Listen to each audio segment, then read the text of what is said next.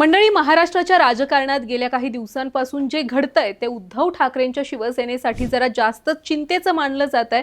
शिवसेनेच्या पाठीमागची साडेसाती संपेना। आधी पक्षाचे 6 खासदार शिंदे गटात गेले आणि आता पक्षाच्या महत्त्वाच्या बैठकीला 4 आमदार सुद्धा गैरहजर राहिलेत आणि त्यामुळे नवीन चर्चांना उधाण आलंय। राजकारणात कधी कधी अनुपस्थिती ही केवळ अनुपस्थिती नसते, तर ती भविष्यातील मोठ्या राजकीय निर्णयाची चाहूल असते। त्यामुळेच आता प्रश्न विचारला जातोय की खासदारांनंतर आता आमदार सुद्धा ठाकरे यांची साथ सोडणार का? आता ठाकरेंना आमदारही धक्का देणार आहेत, ही चर्चा कशी सुरू झाली? बघा, 6 खासदारांनी शिंदे गटामध्ये प्रवेश केल्यानंतर म्हणजे अधिकृत घोषणा झाल्यानंतर उद्धव ठाकरेंनी तातडीने आमदारांची बैठक बोलावली। पक्षातील उरलेल्या आमदारांमध्ये आत्मविश्वास निर्माण करणं आणि पक्ष एकसंघ असल्याचा संदेश देणं हा या बैठकीचा मुख्य उद्देश होता। मात्र या बैठकीला संजय पोतनीस, सुनील शिंदे, राहुल पाटील आणि संजय दरेकर हे 4 आमदार गैरहजर राहिले। म्हणजे काय, तर 20 आमदारांपैकी 4 आमदार हे बैठकीला आलेले नव्हते। भास्कर जाधव यांनी त्यांच्या गैरहजेरीमागे वैयक्तिक कारण सुद्धा सांगितली आहेत। राजकीय निरीक्षक याकडे मात्र जरा वेगळ्याच नजरेनं पाहतायत, कारण काही दिवसांपूर्वी मातोश्रीवर झालेल्या खासदारांच्या बैठकीत सुद्धा अनेक खासदार गैरहजर राहिलेले होते आणि त्यानंतर त्यांनी थेट शिंदे गटात प्रवेश केला। त्यामुळे आता इतिहासाची पुनरावृत्ती होणार आहे का, हा प्रश्न सुद्धा निर्माण होतोय।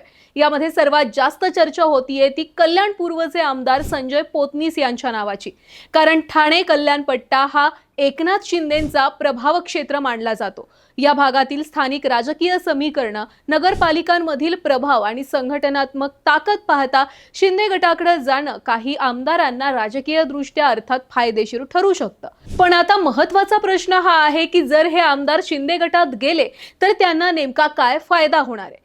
सर्वात पहिला फायदा म्हणजे सत्ता। सध्या शिंदे गट राज्य सरकारच्या भाग आहे, म्हणजे सत्तेत आहे। त्यामुळे मतदारसंघासाठी निधी मिळवणं, रस्ते, पाणी, आरोग्य आणि इतर विकास कामांना मंजुरी मिळवणं तुलनेनं सोपं होणार आहे आणि सर्वसामान्यांची मनं जिंकता येणार आहेत। अनेक आमदारांना वाटतं की मतदारांना विचारधारेपेक्षा विकास कामं दिसली पाहिजेत, त्यामुळे सत्ताधारी गटामध्ये राहून काम करणं राजकीय दृष्ट्या फायदेशीर ठरू शकतं। दुसरा फायदा म्हणजे राजकीय सुरक्षितता। पुढील विधानसभा निवडणुका डोळ्यासमोर ठेवून अनेक नेते जिंकण्याची शक्यता कुठं जास्त आहे याचा विचार करत असतात। महायुतीची ताकद, भाजपचं संघटन आणि सत्तेची यंत्रणा यामुळे काही आमदारांना भविष्यातील निवडणूक अधिक सुरक्षित वाटू शकते। तिसरा आणि सर्वात मोठा फायदा म्हणजे सत्तेतील पद, मंत्रीपद, महामंडळावरील नियुक्त्या, जिल्हा पातळीवरील प्रभाव आणि प्रशासनातील वजन वाढवण्याची शक्यता शिंदे गटात अधिक आहे। त्यामुळेच अनेकदा राजकीय नेते विचारधारेपेक्षा राजकीय भविष्याला महत्त्व देतात आणि तसंच काहीसं ठाकरेंच्या खासदारांनी सुद्धा याआधी केलंय आणि आता आमदार सुद्धा करणार आहेत असं बोललं जात आहे। पण जर हे आमदार ठाकरे गटामध्ये राहिले तर ठाकरे गटामध्ये राहिल्यावर काय फायदा आहे ते सुद्धा पाहू।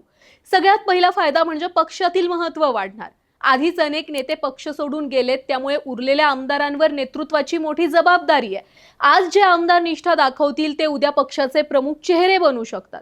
दुसरा फायदा म्हणजे सहानुभूतीची लाट। 2022 पासून शिवसेनेत झालेल्या फुटीनंतर मोठा वर्ग अजूनही उद्धव ठाकरे यांच्याबद्दल सहानुभूती बाळगू नये। बाळासाहेब ठाकरे यांच्या वारशाचे खरे राजकीय वारसदार म्हणून उद्धव ठाकरेंना मानणारा मतदार आजही अस्तित्वात आहे। त्यामुळे भविष्यामध्ये राजकीय वातावरण बदलल्यास याच निष्ठावंत आमदारांना मोठा फायदा होऊ शकतो।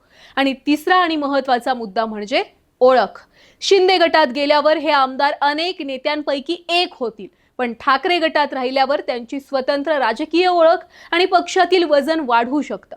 याच पार्श्वभूमीवर कालच्या बैठकीमध्ये उद्धव ठाकरेंनी आमदारांना हेच सांगितलंय की संख्येनं कमी असलात तरी जनतेचे प्रश्न मांडताना कमी पडू नका।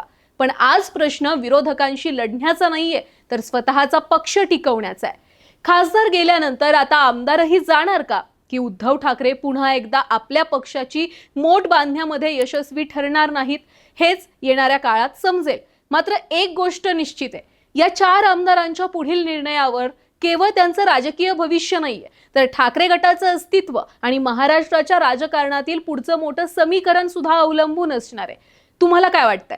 सत्ता महत्त्वाची आहे की निष्ठा महत्त्वाची आहे? आमदारांनी शिंदे गटात जावं की ठाकरे यांच्यासोबतच राहावं? आणि सगळ्यात महत्त्वाचं, भविष्यामध्ये कुठले आमदार शिंदे गटात जातील? तुमची प्रतिक्रिया कमेंटमध्ये नक्की सांगा. व्हिडिओ आवडला असेल तर जास्तीत जास्त लोकांपर्यंत तो शेअर करा आणि हो, चॅनलला फॉलो आणि सबस्क्राईब नक्की करा.